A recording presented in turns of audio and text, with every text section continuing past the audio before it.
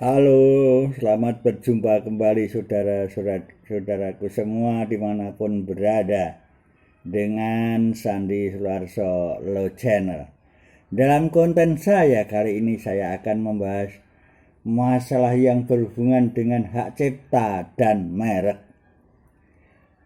Apa sebab pelanggaran hak cipta dan merek sering terjadi?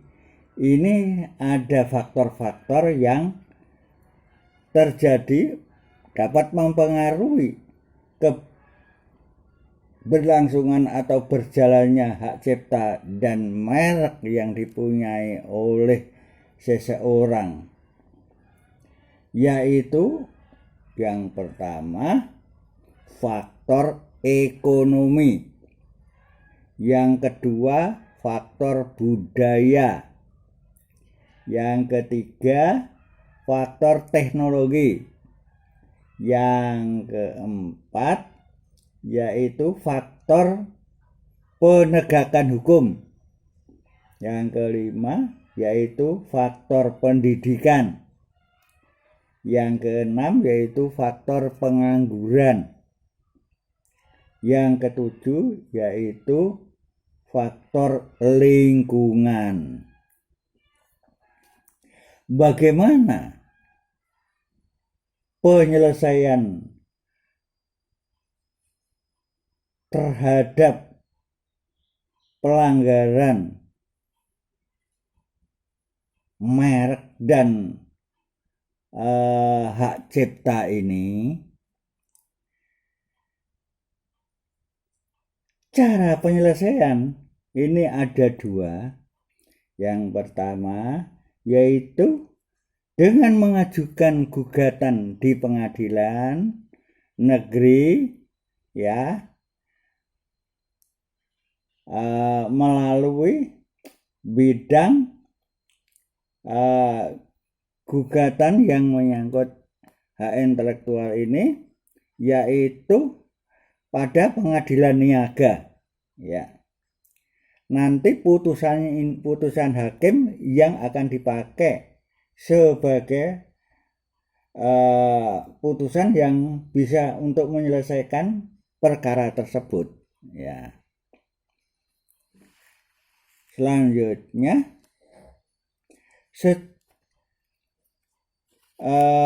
kasus tersebut bisa diselesaikan berarti dengan secara perdata, ya, yang diajukan gugatan tersebut kepada pihak yang lain, ya, yang telah menggunakan merek atau hak cipta tanpa hak yang menyebabkan kerugian pada pihak lain. Pihak lain yang merasa dirugikan bisa mengajukan gugatan di pengadilan negeri pada pengadilan niaga, ya. Selanjutnya putusan hakim yang akan dipakai sebagai penyelesai dalam kasus tersebut yang terjadi, ya. Selanjutnya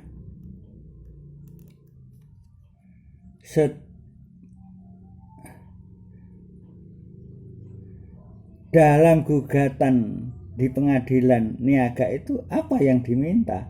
Yang diminta adalah karena dia rugi, maka yang diminta adalah meminta ganti rugi perbuatan yang berkaitan dengan masalah-masalah yang merugikan yang berhubungan dengan hak cipta atau merek tersebut, ya. Jadi seandainya merek dipakai orang lain tanpa hak atau tanpa izin, ya, berarti harus ditempuh khusus yang berhubungan dengan merek ini bisa ditempuh dua jalur, ya. Yang pertama, ya, yang harus dilakukan tadi saya sampaikan di atas melalui jalur pengadilan, yaitu gugatan di pengadilan niaga. Yang kedua adalah jalan arbitrase, yaitu kedua belah pihak yang bermasalah sepakat untuk memilih wadah untuk menyelesaikan, yaitu di BANI, Badan Arbitrase Nasional Indonesia. Di sana ada perjanjian tertulis kedua belah pihak diajukan di BANI sana, didaftarkan, kemudian di situ ada arbiter, nama-nama orang yang akan menyelesaikan kasus tersebut seolah-olah seperti hakim ya, yang bekerja di pengadilan negeri. Arbiter ini bekerjanya hampir mirip dengan hakim ya. Kemudian daftar nama itu ada beberapa orang. Nanti kedua belah pihak memilih orang sebagai arbiter ini yang sesuai dengan kasus yang sedang disengketakan. Mengenai apa? Ini orang ini keahliannya arbiter mengenai ini, arbiter mengenai ini, dan milih yang cocok dengan kasus yang akan ditangani ya. Kemudian setelah dipilih harus tahu biayanya berapa ya. Siapa yang menentukan biaya arbiter untuk persidangan di arbitrase ini? Yang membayar ya kedua belah pihak melalui BANI ya, Badan Arbitrase Nasional Indonesia.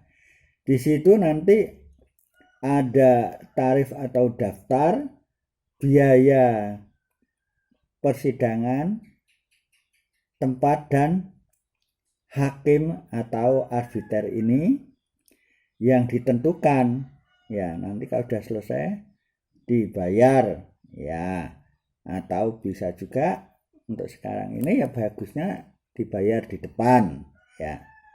Kemudian tempat nanti akan ditentukan oleh BANI di mana tempat persidangan arbitrase itu dilakukan ya. Kemudian dalam persidangan arbitrase ini arbiternya misalnya 2 orang ya. Nanti dalam persidangan arbitrase itu para pihak dipanggil untuk bersidang, jadwalnya ditentukan, kemudian nanti permasalahan yang diajukan itu apa, kemudian para pihak mengajukan bukti-bukti ya. Setelah mengajukan bukti-bukti kemudian disidangkan di arbitrase. Kemudian setelah bukti-bukti diajukan, kemudian kesimpulannya bagaimana ya. Kemudian arbiter akan memutuskan ya, akan memutuskan perkara yang diajukan bersama-sama di sidang arbitrase itu. Dan dalam arbitrase ini putusannya bersifat final, artinya tidak bisa diajukan banding ke pengadilan lebih tinggi lagi, tidak bisa. Putusannya final dan mengikat kedua belah pihak. Bisa saja diajukan yaitu PK, peninjauan kembali, tapi dengan catatan apabila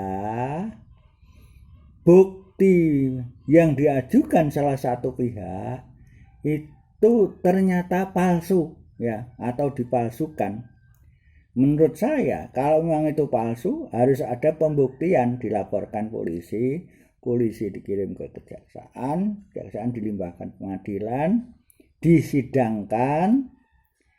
Dalam persidangan itu terbukti buktinya palsu. Nah, putusan ini, putusan pembuktian bukti palsu ini akan sebagai dasar untuk mengajukan ya ada penyalahan, kesalahan dalam proses pengajuan bukti di sidang arbitrase untuk mengajukan peninjauan kembali atau PK. Ya. Selanjutnya, dalam persidangan arbitrase ini,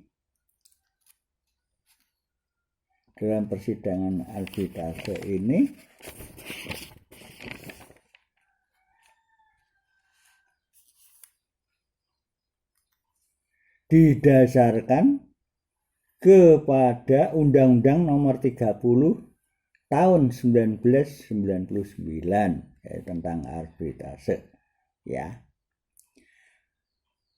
Yaitu pengadilan dengan cara penyelesaian suatu sengketa perdata di luar pengadilan umum. Jadi di luar pengadilan negeri, ya, arbitrase itu. Ya. Yang didasarkan oleh kesepakatan para pihak dengan suatu perjanjian yang tertulis oleh para yang bersengketa atau para pihak. Ya. Selanjutnya,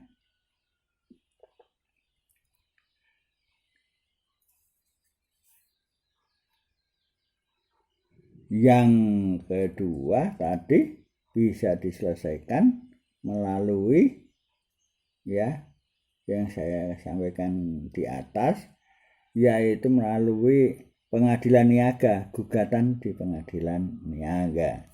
Ya. Kalau arbitrase itu setelah putusan, eksekusinya bisa melalui pengadilan negeri. Ya. Kalau di pengadilan niaga, eksekusinya ya di pengadilan negeri, ini secara otomatis. Ya. Putusan daripada arbiter ini bersifat final. Ya, artinya tidak ada upaya hukum lain kecuali ada unsur-unsur pidana yang terjadi, dan menurut saya harus dibuktikan pidana itu, dibuktikan lebih dulu baru bisa mengajukan PK. Selanjutnya, putusan final ini mempunyai kekuatan hukum tetap kepada para pihak. Ya.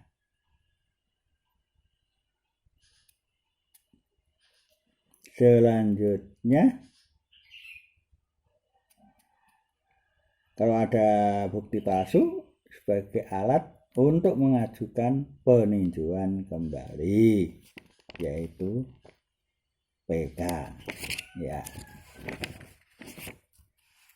Jadi menurut saya dalam persidangan ini, dua persidangan melalui pengadilan negeri dan arbitrase, ini kira-kira baik yang mana? Ini terserah para pihak, karena itu disepakati kedua belah pihak, ya, untuk mengajukan sidang di arbitrase. Kalau orang asing biasanya yang pernah saya ketahui, ya, dalam praktek orang asing atau perusahaan asing ini menyukai arbitrase. Karena apa? Waktunya itu cepat, singkat, dan bersifat final, tidak berbelit-belit. Ya, tapi kalau melalui pengadilan niaga ada banding, ada kasasi, ada PK.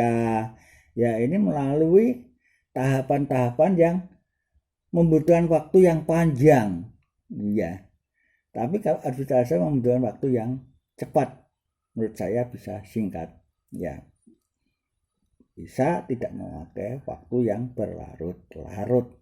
Dan putusannya ini adalah final, mengikat para pihak dan bisa dieksekusi. Terkecuali tadi adalah apabila terjadi bukti palsu, bisa diajukan ke Mahkamah Agung, yaitu PK. Demikian saudara sekalian mengenai gugatan hak cipta dan merek ya bisa dilakukan di pengadilan negeri atau melalui arbitrase.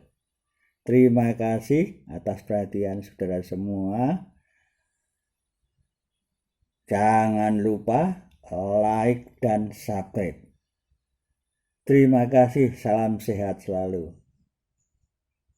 Sampai jumpa konten Sandi Sularso yang akan datang. See you again.